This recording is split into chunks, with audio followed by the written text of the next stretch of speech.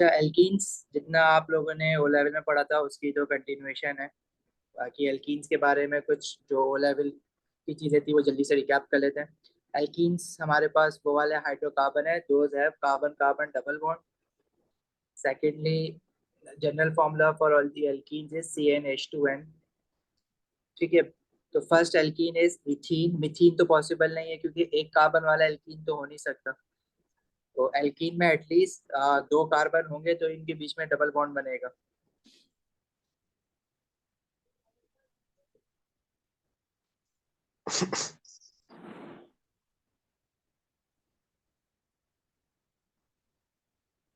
Alkenes are those hydrocarbons which have carbon-carbon double bond. These are also known as unsaturated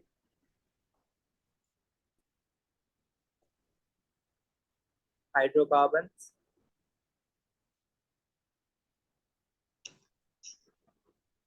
General formula for alkenes is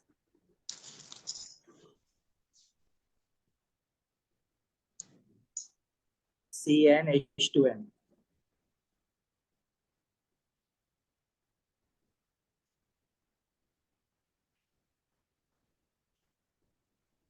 Again, पहले नाम देखेंगे सारे alkenes का, then we'll make the molecular formula, then displayed formula.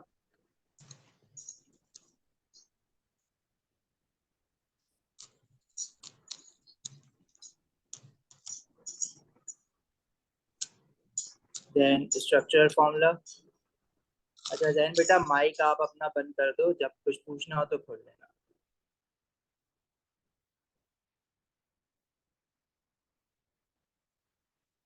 और फिर जैसे alkanes में हमने एंड में स्केलेटल फॉर्मूला देखा था, फिर सारे एल्कीन्स का स्केलेटल फॉर्मूला बनाएंगे।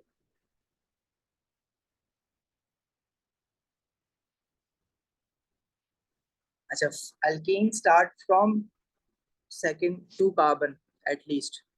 ठीक है, क्योंकि कार्बन कार्बन डबल बॉन्ड के लिए दो कार्बन एटलीस्ट होने चाहिए। तो टू कार्बन वाला हाइड्रोकार्बन उसको हम ईथ कहते हैं। और क्योंकि ये एल्कीन है तो इसका सरनेम फैमिली का ईन होता है, तो इथीन। मोलिकुलर फॉर्मूला हम जनरल फॉर्मूला से बनाएंगे which is CnH2n, where n is the number of carbon atoms. जब n की जगह पे 2 रखेंगे तो C 2 हो जाएगा एंड 2 2 जा 4। स्प्लिट फॉर्मूला में हम सारे बॉन्ड शो करते हैं। Split formula of ethene would be like this. Structural formula इसका CH2 इस तरह से भी शो कर सकते हैं, carbon carbon double bond show करना चाहो कर सकते हो, अदरवाइज आपको ये भी पता होना चाहिए किस तरह से भी लिखा हुआ हो सकता है एल्कीन का स्ट्रक्चर फॉर्मूला। स्केलेटल फॉर्मूला किस तरह से शो करेंगे अब? स्केलेटल फॉर्मूला में will make just two lines like this, जो कि डबल बॉन्ड को शो कर रही है। Second alkene is propene. इसका फॉर्मूला होगा, एन की जगह पे 3 रखेंगे तो C3H6। अच्छा, प्रोपीन में हम लोग किसी दो कार्बन के बीच में डबल बॉन्ड बनाएंगे। First carbon will have 2 hydrogen atoms, second carbon has already made 3 bonds, so it will have only one hydrogen atom, and the last carbon will have 3 hydrogen atoms. Structure formula for propene would be CH2, CH and CH3. Skeletal formula be like this, और carbon carbon double bond show करने के लिए एक line और बना देंगे।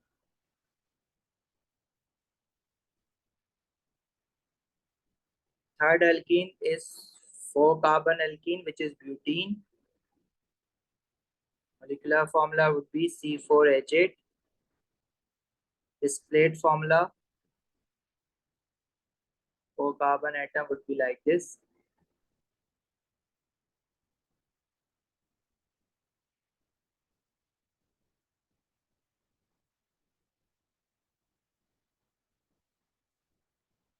Structure formula इसका इस तरह से होगा, CH2 CH CH2 CH3। skeletal formula would be like this 1 2 3 4। अच्छा, ब्यूटीन में ना अब डबल बॉन्ड जरूरी नहीं है कि फर्स्ट और सेकंड कार्बन के बीच में ही हो। डबल बॉन्ड जो है वो सेकंड और थर्ड कार्बन के बीच में भी हो सकता है।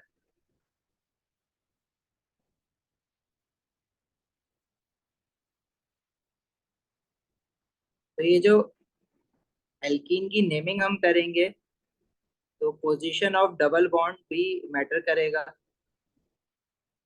जो ऊपर वाला एल्कीन है उसको हम डायरेक्टली ब्यूटीन भी कहते हैं, otherwise we can also call it but one ene. और ये दूसरा वाला स्ट्रक्चर है इसको हम बोलेंगे, because double bond is on second carbon now, this is but two ene. और इसका जो स्ट्रक्चर फॉर्मूला होगा CH3 CH CH CH3। देखो अब आपको ना स्ट्रक्चर फॉर्मूला देख के रियलाइज करना है कि कौन से दो कार्बन के बीच में डबल बॉन्ड है। जैसे ऊपर वाले ब्यूट वनीन में सेकंड कार्बन और थर्ड कार्बन को अगर हम देखें, आई मीन फर्स्ट कार्बन और सेकंड कार्बन को देखें, तो फर्स्ट कार्बन के साथ दो हाइड्रोजन है और कार्बन ने चार बॉन्ड बनाने हैं, तो इट मीन्स के इसका जो बाकी के बॉन्ड है वो आगे वाले कार्बन के साथ बने हुए होंगे दो। इसी तरह जो सेकंड कार्बन है उसके साथ एक बॉन्ड तो आगे वाले कार्बन के साथ हो गया, दो बॉन्ड पीछे वाले कार्बन के साथ, क्योंकि इसके साथ एक ही हाइड्रोजन लगा हुआ है तो मस्ट है कि इसने डबल बॉन्ड बनाया हुआ है किसी कार्बन के साथ, और वो फर्स्ट कार्बन के साथ बनाया हुआ है, क्योंकि थर्ड कार्बन के साथ भी देखो दो हाइड्रोजन लगे हुए हैं, इट मीन्स कि उसके पास भी कोई वैलेंसी अब एक बॉन्ड के अलावा और कोई वैलेंसी फ्री नहीं है। इसी तरह ब्यूट टू इन में सेकंड और थर्ड कार्बन को देखो तो इसमें सिर्फ एक एक हाइड्रोजन है, इट मीन्स कि इन्होंने आपस में कार्बन कार्बन डबल बॉन्ड बना हुआ है। अच्छा, इसका स्ट्रक्चर फॉर्मूला सेकंड वाले ब्यूटीन का, ब्यूटीन का स्ट्रक्चर फॉर्म स्केलेटल फॉर्मूला किस तरह से होगा, 1 2 3 4, और सेकंड और थर्ड कार्बन के बीच में डबल बॉन्ड है तो यहाँ लाइन आ जाएगी इसमें।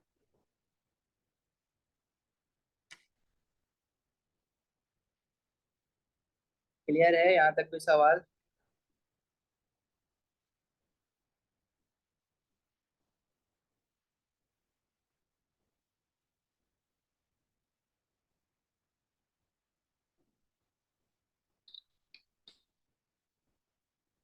आगे बढ़े।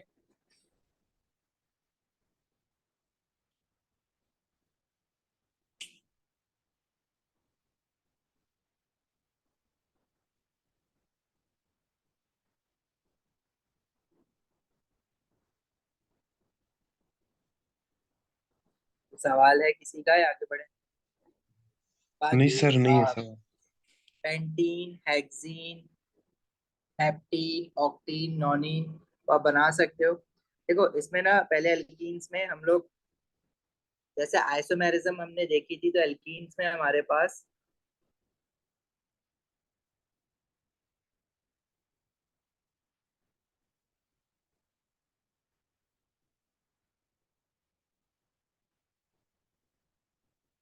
एक तो स्ट्रक्चरल आइसोमेरिज्म होगी एल्कीन्स में, और स्ट्रक्चरल आइसोमेरिज्म में एल्कीन जो है वो चेन आइसोमेरिज्म भी करेगा,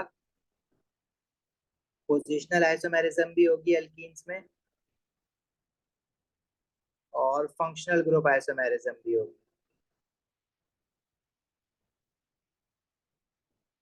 सिमिलरली स्टीरियो आइसोमेरिज्म में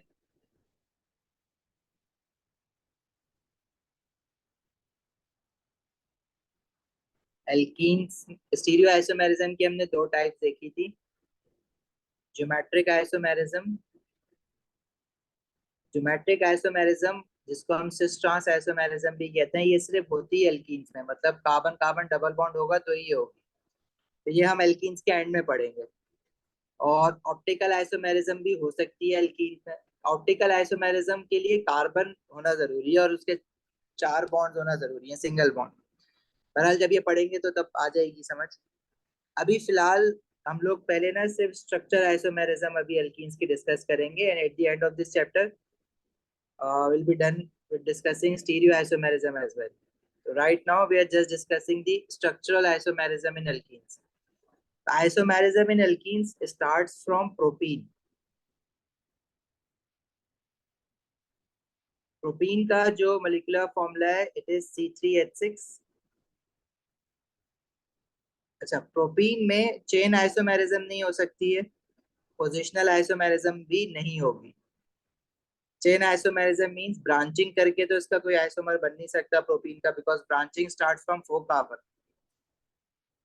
पोजिशनल आइसोमेरिज्म इसलिए नहीं हो सकती because if we shift the position of the double bond in propene तो it would give the same structure. If first structure is flipped, first वाले structure को फ्लिप करोगे तो जो सेकंड स्ट्रक्चर में बना रहा हूँ वही बनेगा।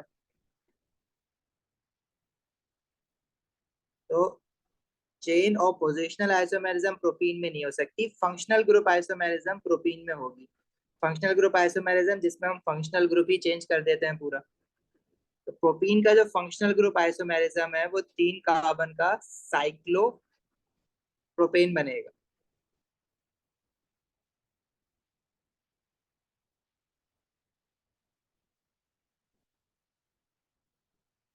इसमें कार्बन 3 है और हाइड्रोजन 6 है, तो it has the same molecular formula as alkene propene, but the structure is different. It does not have any carbon double. However, it will be called as the isomer of propene, but it is cyclic isomer of propene. Last class में हम लोग question कर रहे थे ना cyclic non cyclic isomers का, तो ये ऑलरेडी हम डिस्कस कर चुके हैं। तो this is cyclo propane. Propane इसलिए कहेंगे उसको क्योंकि अब इसमें तो कार्बन कार्बन डबल बॉन्ड नहीं है ना, सिंगल बॉन्ड हो गए सारे। ये इसका स्ट्रक्चर आइसोमर कहलाएगा। अभी तक हमने सिस ट्रांस और ऑप्टिकल स्टीरियो आइसोमेरिज्म की कोई टाइप नहीं देखी है, अभी हम सिर्फ स्ट्रक्चर आइसोमेरिज्म देख रहे हैं। सिमिलरली अगर ब्यूटीन की बात करें it is C4H8, molecular formula of butene is C4H8। अच्छा, इसका देखो एल्कीन में those alkenes which follow the general formula CnH2n, they only have one carbon carbon double bond in a molecule. However, if there are more than one carbon carbon double bond, they would be called as unsaturated hydrocarbon या functional group। तो है उनमें alkene, लेकिन वो general formula of alkene follow नहीं करेंगे। मतलब अगर मैं एक से ज्यादा कार्बन कार्बन डबल बॉन्ड बना दूं ब्यूटीन में तो they then cannot follow the general formula of alkene. However, they still have the functional group of alkene जो कि डबल बॉन्ड है ना। लेकिन इसका फिर आप मॉलिक्यूलर फॉर्मूला देखो तो C4 हो जाएगा और हाइड्रोजन फिर 8 नहीं आएंगे, इसमें 6 आएंगे। खैर ये तो आइसोमर नहीं है इसका। ब्यूटीन के आइसोमर किस तरह से बनेंगे, देखो ब्यूटीन का एक आइसोमर तो ये बन सकता है कि जिसमें हम लोग ब्रांचिंग कर दें। तो पहला वाला जो स्ट्रक्चर हमने बनाया है, first isomer is but dash 1 ईन।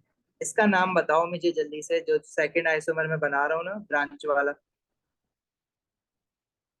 देखो जब हम नंबरिंग करेंगे ना तो propene. We have first of all we have to identify the longest carbon chain first, and our priority would be that double bond should stay in the longest carbon chain। जो भी हम longest carbon chain select कर रहे हैं, we cannot select the longest chain like this। हमें वो longest chain select करनी होगी जिसमें कार्बन कार्बन डबल बॉन्ड भी इंक्लूड हो जाए।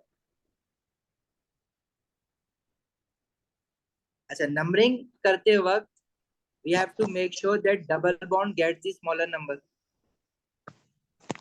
so we'll start from left to right, 1 2 3। this is 2। first we will name the branch which is methyl। this is 2 dash methyl prop। और straight chain has 3 carbon atoms and double bond is on the first carbon atom, so that would be called as prop 1A। or we can also call it propene, क्योंकि prop 1A means के carbon, अगर से propene भी लिखते हैं तो by default it means के first carbon पे ही डबल बॉन्ड आ रहा है, लेकिन प्रोपनीन भी लिख सकते हो। And for this particular structure you can also right propene.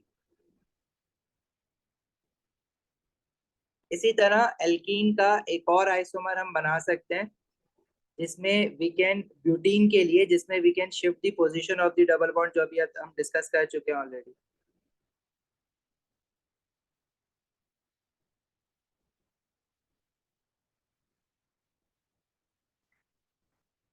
This is but two इन।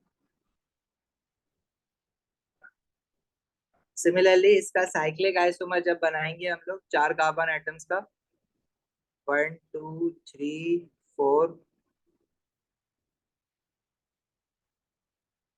इसको बल्कि ना हाइड्रोजन ऐसे लिख देते हैं, CH2 CH2 CH2 CH2। This is cyclo butane, क्योंकि अब इसमें कोई कार्बन कार्बन डबल बॉन्ड नहीं है ना। सर साइक्लो पहले ही आएगा? साइक्लो पहले आता है।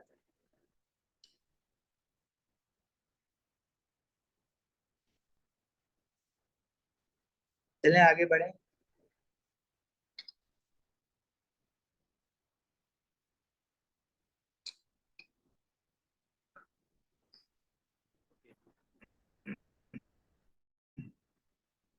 अच्छा, एल्कीन्स की रिएक्टिविटी थोड़ी स्पेशल होती है।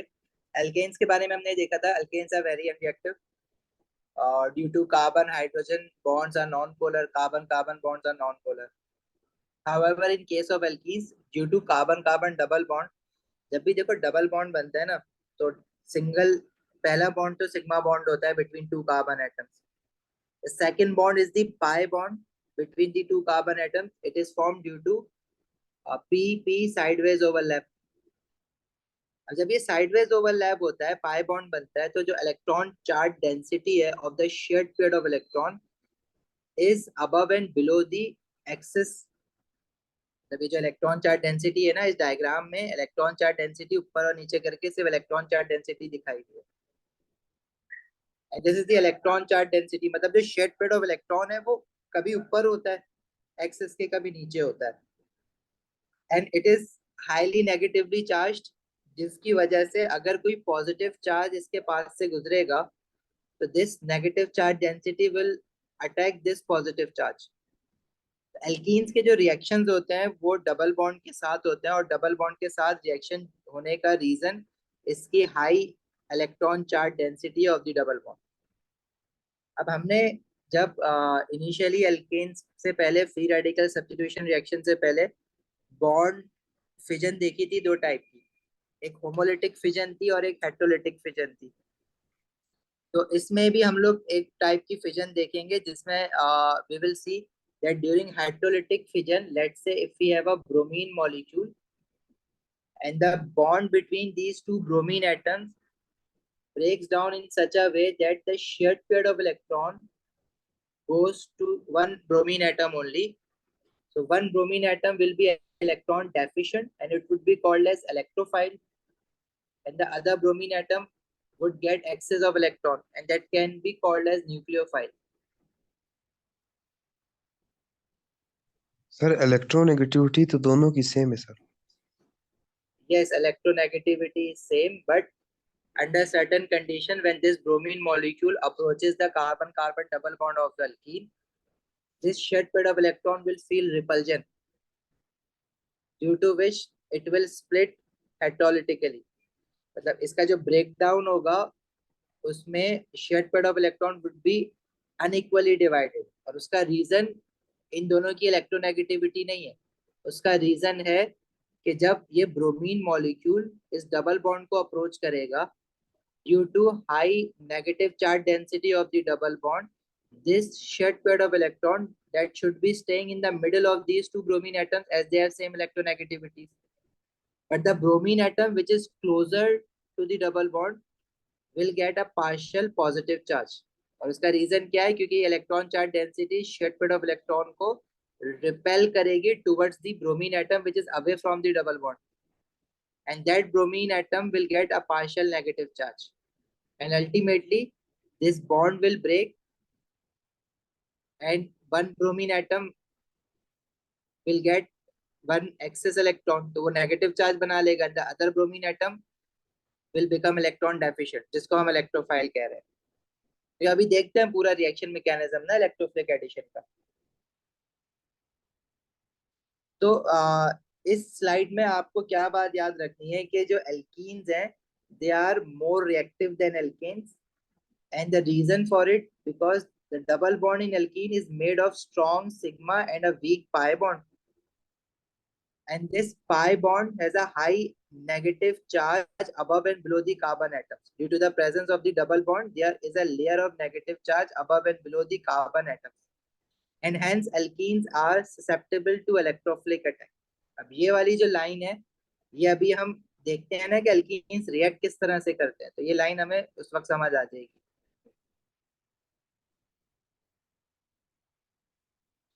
क्लियर है यहाँ तक, आगे बढ़े। अच्छा, इलेक्ट्रोफाइल हमने ऑलरेडी डिस्कस कर लिया है। इलेक्ट्रोफाइल आर दो species which have deficiency of electrons, or in other words we can say which have a partial positive or positive charge। अभी हम रिएक्शन मैकेनिज्म देखते हैं तो समझ आ जाएगा। देखो एल्कीन्स के जो हमने रिएक्शंस देखे थे ओ लेवल में वो थे addition reactions of alkenes.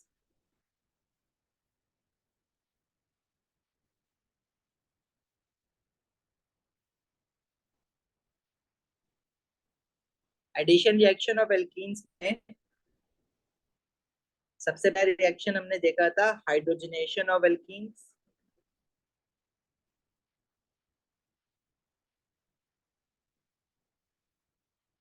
Hydrogenation of alkenes में we add hydrogen to alkene to make alkane. ये वाला रिएक्शन था जिसमें एल्कीन था उसको रिएक्ट करवाते हैं हाइड्रोजन गैस के साथ with 180 degree Celsius of temperature and nickel as a catalyst, तो वो एल्केन बना लेता है। तो ये सारे रिएक्शन जो होते हैं ना एल्कीन्स के वो एडिशन रिएक्शंस होते हैं। सर ये याद करना है हाइड्रोजनेशन ऑफ अल्कीन से वो मार्जरीन वगैरह बनता है सर। नहीं, अब ये बात याद, हाँ पता होनी चाहिए आपको मार्जिनिन या उससे डिटेल में बात आ जाएगी अब थोड़ी सी। सिमिलरली एडिशन ऑफ ब्रोमीन हमने देखा था,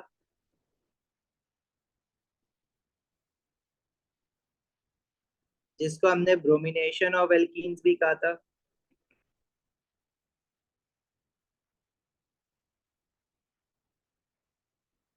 या ये reaction as a test for alkenes भी यूज होता है।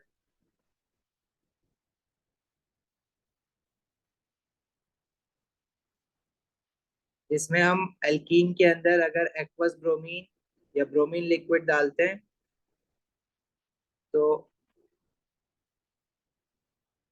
Bromine adds into double bond और जिसकी वजह से ब्रोमीन डिक्लराइज होती है। इसी तरह एक रिएक्शन हमने देखा था addition of hydrogen halide to alkenes.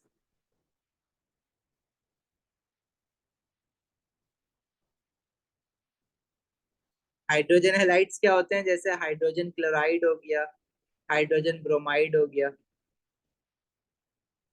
जैसे for example we have ethene and it reacts with hydrogen bromide, it will form C2H5Br। तो हम ना पहला रिएक्शन जो डिटेल में अभी देखेंगे ना हम यहीं से स्टार्ट करते हैं, addition of hydrogen halides.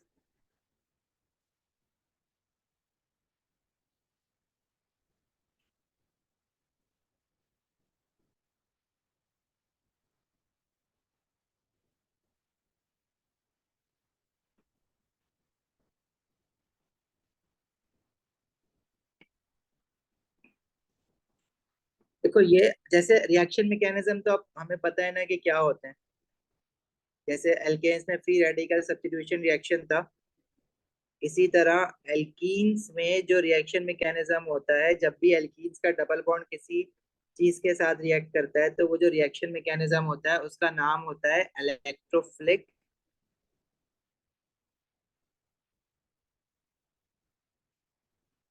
Addition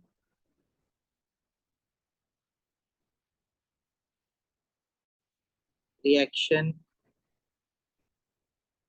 mechanism. क्यों कहते हैं इसको इलेक्ट्रोफिलिक एडिशन, ये भी अभी समझ आ जाएगा।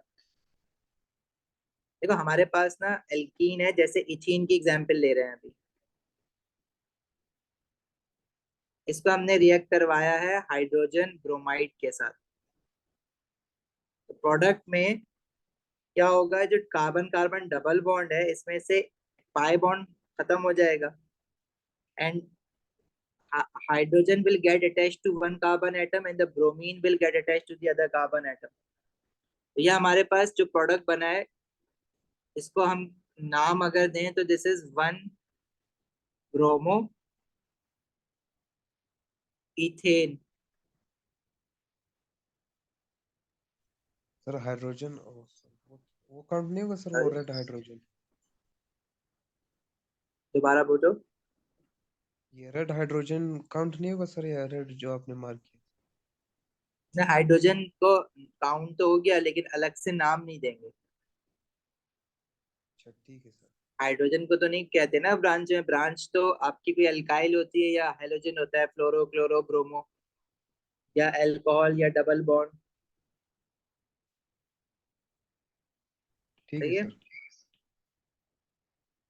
अच्छा, इसका रिएक्शन मैकेनिज्म हमें बनाना है अब कि किस तरह से स्टेप बाय स्टेप ये रिएक्शन होता है। रिएक्शन मैकेनिज्म का नाम है इलेक्ट्रोफिलिक एडिशन। अब इसको शो करना है कि किस तरह से हुई है electrophilic addition of hydrogen bromide, और इसको क्यों इलेक्ट्रोफिलिक एडिशन कह रहे हैं ये भी समझ आ जाएगा अभी। Electrophilic addition of hydrogen bromide.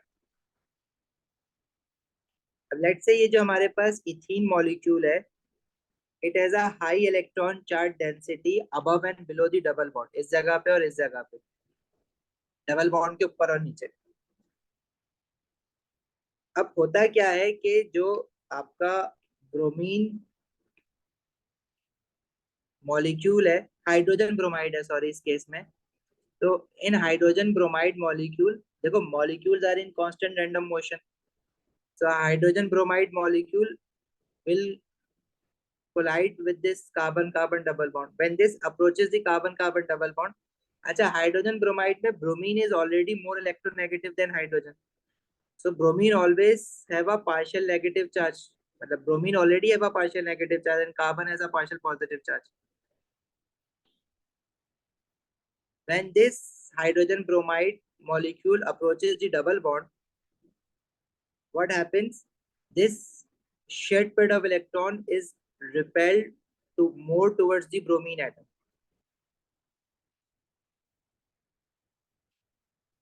अच्छा, उसकी वजह से क्या होता है कि अल्टीमेटली ब्रोमीन जो है वो शेड पेयर ऑफ इलेक्ट्रॉन को, अपना इलेक्ट्रॉन और हाइड्रोजन का इलेक्ट्रॉन भी लेके निकल जाता है, और ये जो डबल बॉन्ड है वो हाइड्रोजन के ऊपर जो पार्शियल पॉजिटिव चार्ज है उसको अटैक करता है। तो ये जो कर्ली एरोज बनाए ना, इनके मार्क्स होते हैं, और यह आपने हमेशा नेगेटिव से पॉजिटिव ही बनाना है। तो डबल बॉन्ड की इलेक्ट्रॉन चार्ज डेंसिटी नेगेटिव है ना, तो डबल बॉन्ड से पार्शियल पॉजिटिव हाइड्रोजन की तरफ बनाना है और शेयर्ड पेयर ऑफ इलेक्ट्रॉन से ब्रोमीन की तरफ बनाना है।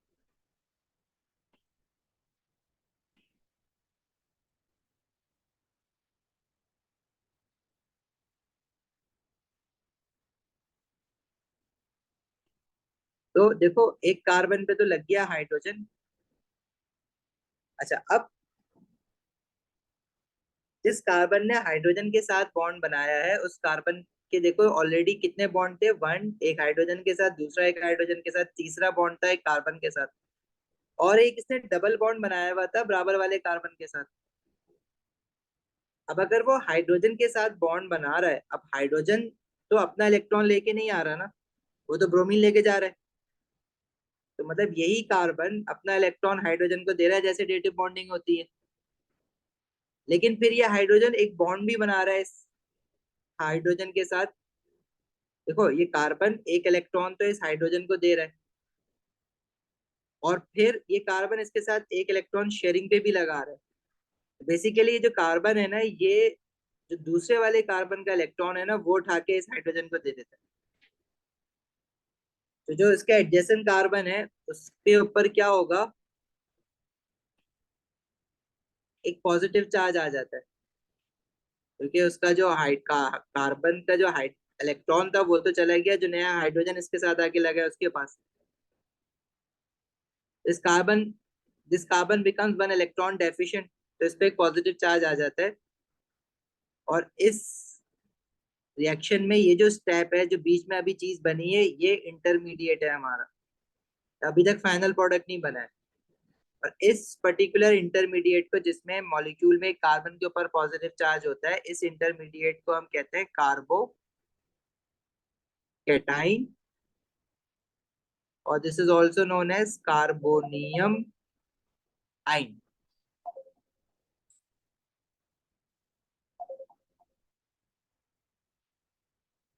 राइट। अच्छा, अब वो जो दूसरा वाला ब्रोमीन था, that was away, that took the electron of hydrogen, तो उसके ऊपर अब पहले पार्शियल नेगेटिव चार्ज था, लेकिन जब उसने पूरा इलेक्ट्रॉन ले लिया हाइड्रोजन का भी, तो उसके ऊपर एक नेगेटिव चार्ज आ गया।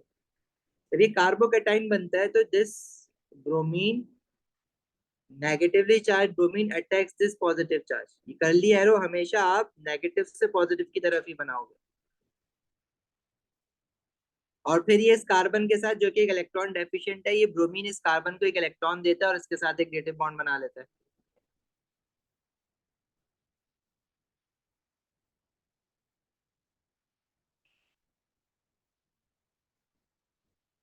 फाइनल प्रोडक्ट हमारे पास क्या आ गया? This is one bromo ethane. इस रिएक्शन मैकेनिज्म को हम इलेक्ट्रोफिलिक एडिशन इसलिए कह रहे हैं, देखो इसमें सिर्फ एडिशन हुई है, कोई सब्स्टिट्यूशन नहीं हुई, कोई अदर बाय प्रोडक्ट नहीं बना, एक ही प्रोडक्ट बना है। एडिशन हुई है बस हाइड्रोजन ब्रोमाइड की, हाइड्रोजन एक कार्बन पे लग गया, ब्रोमीन दूसरे कार्बन पे लग गया। और इलेक्ट्रोफिलिक एडिशन इसलिए because the hydrogen that is making the bond with carbon atom has become an electrophile first, जिसपे पॉजिटिव चार्ज आ रहा है, that's why it is known as electrophilic addition. Clear है यहाँ तक बात?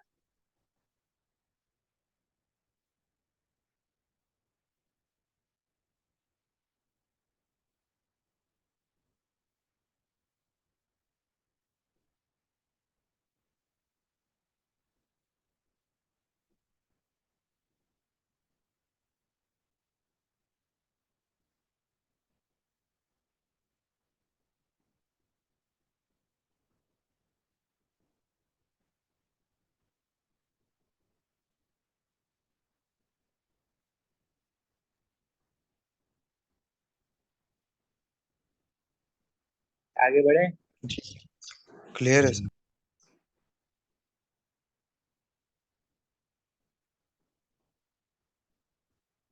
अच्छा जी,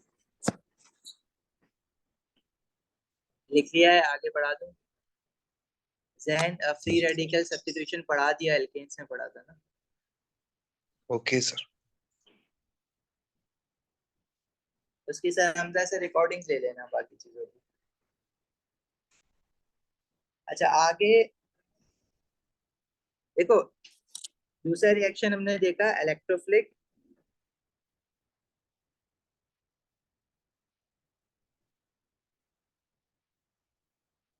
addition of bromine, which is Br2।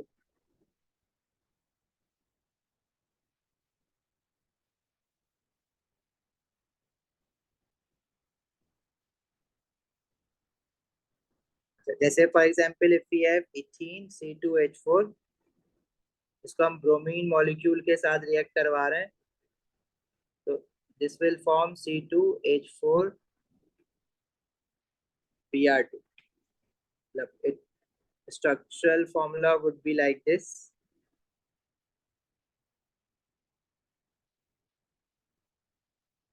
one bromine atom will get attached to one of the double bonded carbon atom, and the other bromine atom will get attached to the other double bonded carbon। इसका नाम क्या होगा? This is, there are two one two bromine. 1,2 dibromo ethane ethene ethane. Yes, this is 1,2 dibromo ethane.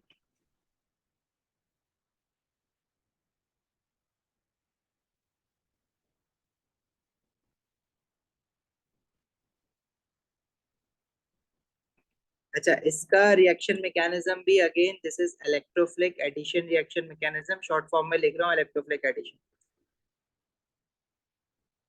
अब इसमें देखो we have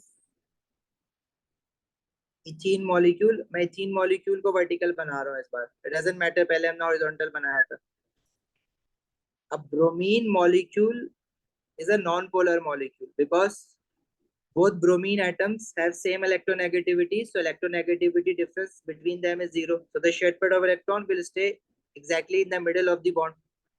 However, when this bromine molecule approaches this double bonded carbon, so what will happen, the shared pair will get repelled towards the bromine atom which is away from the double bond. So one bromine atom which is near to the double bond will get a partial positive charge, and the other bromine atom which is away from the double bond will get a partial negative charge. And this double bond will attack this partial positive charge of bromine,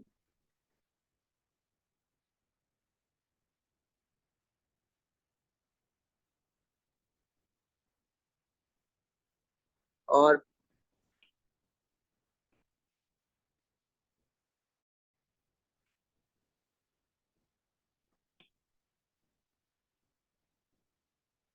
and will get a structure like this, जिसपे एक किसी भी एक carbon पे आपने bromine लगा दिया तो other carbon will get a complete positive charge. This intermediate here is known as carbocation. The bromine atom which gains the electron get a complete negative charge, and this will attack this complete positive charge over the carbocation.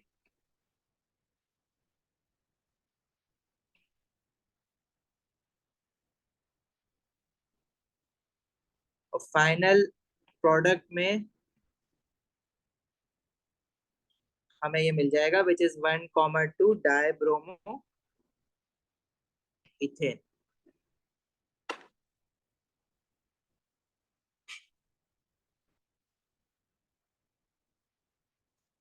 Clear है बात यहाँ तक? जी sir.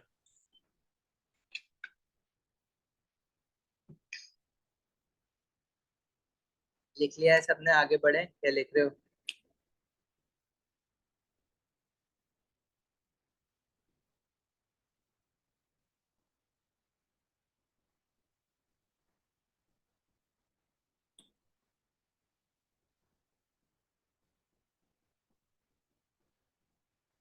इसी तरह अच्छा, अब ये reaction को ना हम आखिर में एक बार समराइज कर लेंगे इनकी रिएक्शन कंडीशन। जैसे ब्रोमिनेशन जो है it happens at room temperature, no heating is required, no catalyst is required.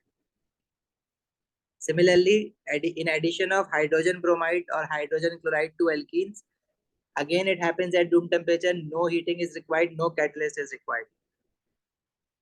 So it happens at room temperature. That's why this test is used as test for alkenes as well, because the color for the bromine is red brown. Sir ये arrows का structure भी याद करना है sir, जो आपने bromine के साथ लगाया सर? जी बिल्कुल, मतलब फुली एरोस होने। हाँ, because they give you this question for 3 marks. अब ये एक एरो हमने यहाँ पे बनाया हुआ है, this all the correct arrows will earn you 1 mark. Correct intermediate will earn you 1 mark, and similarly all the charges like partial positive charge on bromine atom, partial negative charge on bromine atom, and positive charge on carbocation will earn you 1 mark. मतलब इनमें से कोई एक भी गलत कर दोगे charge तो वो पूरा मार्क चला जाएगा, कोई भी एक एरो मिस कर दोगे तो पूरा मार्क चला जाएगा। सर ये आखिरी में नाम देना है 1,2 डाइब्रोमो इथेन, मतलब कोई और मॉलिक्यूल भी हो सर? कोई और मॉलिक्यूल मतलब ये जो आपने लिखा है 1,2 डाइब्रोमो इथेन, ये नाम मतलब कोई भी स्ट्रक्चर उसका नाम आखिर में लिखना है सर? नहीं, वो तो डिपेंड करता है, अगर पूछता है तो देखना है। तो मैं आपको पूरा चीज बता रहा हूँ ना, पर यूजुअली क्वेश्चन में वो नाम खुद ही बता देता है, कैसा प्रोडक्ट बनाओ फाइनल। ठीक है सर।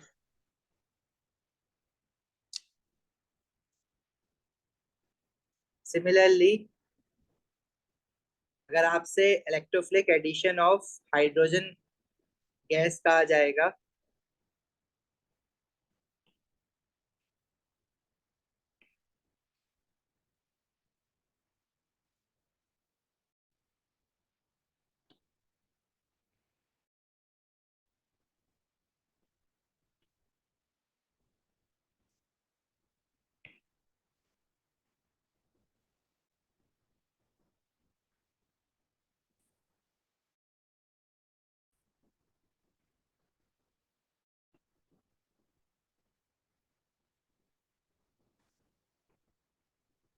उसका रिएक्शन मैकेनिज्म भी सेम है, बस यहाँ पे अब हाइड्रोजन गैस आ जाएगी।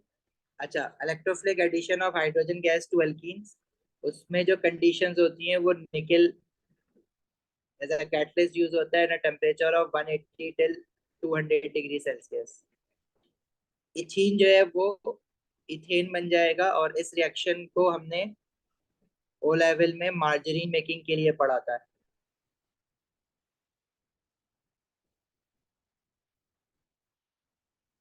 Because in edible oil we have many polyunsaturated hydrocarbon, तो उसमें से कुछ डबल बॉन्ड खत्म करके सिंगल बॉन्ड बनाने होते हैं। ये मार्जरीन मेकिंग वाला रिएक्शन है जो आपने ओ लेवल में पढ़ा था। इसका रिएक्शन मैकेनिज्म भी एग्जैक्टली सिमिलर होगा। A hydrogen molecule will approach the double bonded carbon.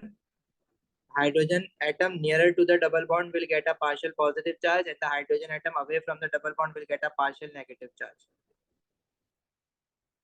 Double bond इस पार्शियल पॉजिटिव हाइड्रोजन को अटैक करेगा, इसमें से कोई एक हाइड्रोजन एक कार्बन पे लग जाएगा, तो other carbon will get a positive charge and this will form an intermediate which is carbocation,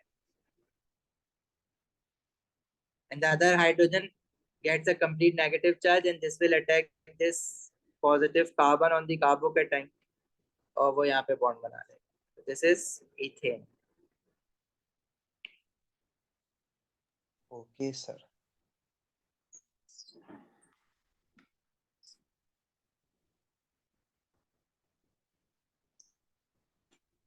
सही है यहाँ तक, आगे बढ़े। जी सर।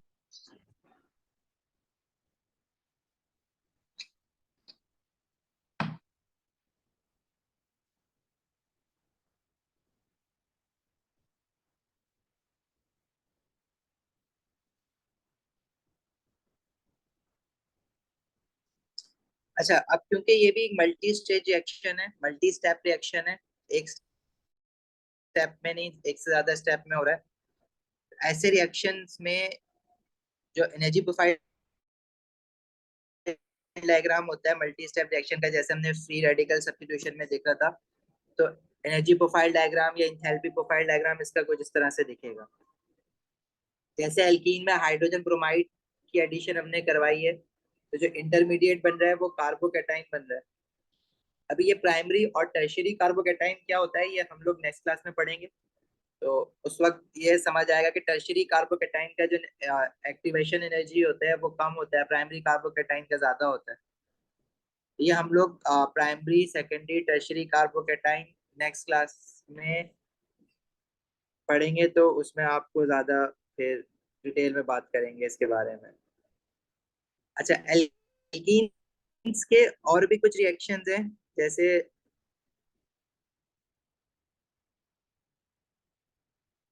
बल्कि नेक्स्ट क्लास में डिस्कस करेंगे इसको ना, अब वो बीच में। जैसे ये एक रिएक्शन है ना, इसका रिएक्शन मैकेनिज्म तो नहीं मांगता, बट ये रिएक्शन आपने ऑलरेडी ओ लेवल में भी पढ़ा हुआ है, एल्कीन विद स्टीम। इसमें हम एल्कीन से अल्कोहल बनाते हैं, इथीन में स्टीम ऐड करवाओगे तो इथेनॉल बन जाएगा। तो इसकी रिएक्शन कंडीशंस क्या होती हैं? कंसंट्रेटेड phosphoric या dilute phosphoric acid as a catalyst, temperature of 350 degrees Celsius and a pressure of 100 atmosphere. Again, this will follow the same reaction mechanism, electrophilic addition बना लेते हैं बल्कि इसको भी ना। इस रिएक्शन को हम कहते थे हाइड्रेशन ऑफ एल्कीन्स।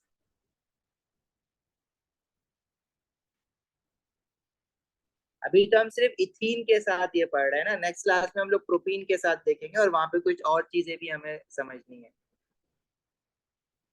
जैसे इथीन को हम रिएक्ट करवाएं स्टीम के साथ तो इट प्रोड्यूसेस इथेनॉल।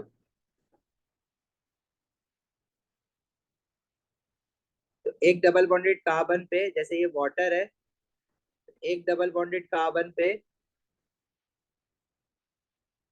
हमारे पास वाटर में से हाइड्रोजन निकल के लगेगा, and the other double bond तो खत्म हो जाएगा खैर, और एक पे हाइड्रोजन लगेगा, एक पे OH लगेगा। अब इसका रिएक्शन मैकेनिज्म भी इलेक्ट्रोफिलिक एडिशन है, जैसे बाकी अभी तक हमने जितने देखे हैं।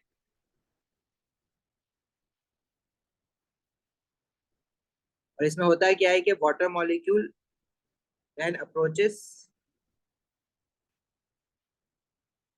डबल बॉन्ड, तो इस तरह से दिखा रहे हैं। तो इसमें होता है क्या है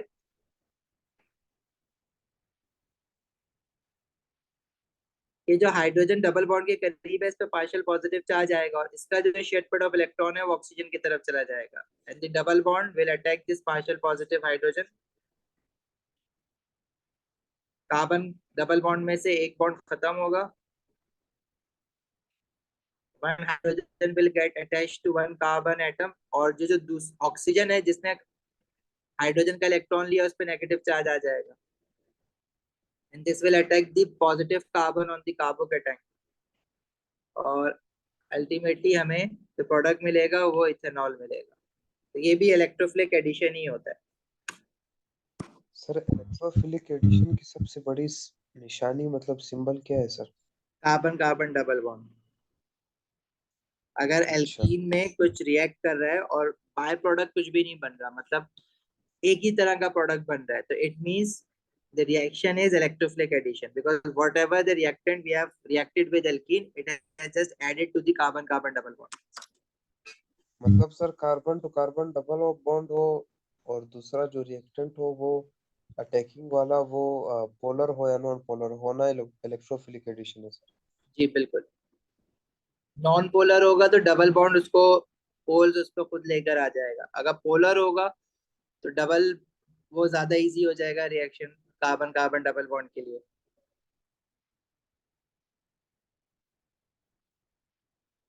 अब देखो नॉन पोलर में भी डिपेंड करता है, जैसे क्लोरीन कर जाएगा ब्रोमीन, ब्रोमीन हो जाता है, लेकिन क्लोरीन का रिएक्शन मुश्किल से हो रहा होता है, क्योंकि क्लोरीन का जो बॉन्ड होता है वो थोड़ा स्ट्रॉन्गर होता है, तो वो इतनी इजिली टूटता नहीं है। अब फ्लोरीन मॉलिक्यूल नहीं कर पाता है ये काम, जो फ्लोरीन का बॉन्ड बहुत स्मॉल स्ट्रॉन्ग बॉन्ड होता है, स्मॉलर बॉन्ड लेंथ होती है ना, तो इतनी इजिली जो है वो ये वाला फ्लोरीन जो है डबल बॉन्ड इसको शेड पेड ऑफ इलेक्ट्रॉन को ना इससे अवे कर नहीं पाता, तो ये फिर नहीं हो रही होती इसकी एडिशन।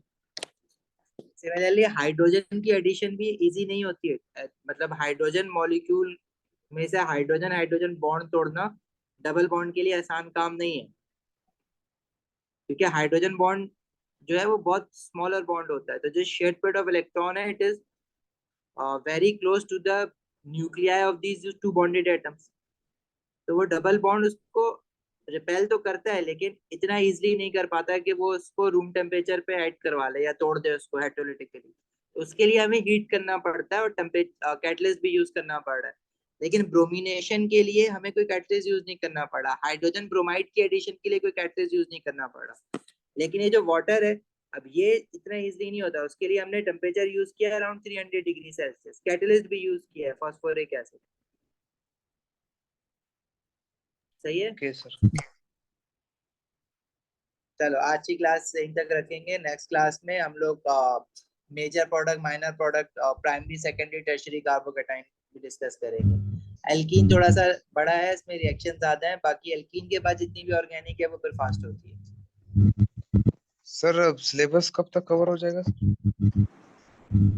सिलेबस हमारा I hope second week of April तक इंशाल्लाह खत्म हो जाएगा, पहले ही हो जाएगा, हम लोग ईयरली पास पेपर्स पे आ जाएंगे फर्स्ट वीक ऑफ अप्रैल में। सर कोई व्हाट्सएप ग्रुप वगैरह है, मतलब आप क्लास की अपडेट आप उसमें दे दिया करें सर। जी वो सर हमजा आपको गाइड करेंगे, व्हाट्सएप ग्रुप है उसमें देखेंगे। ठीक है। ओके, हाफिज।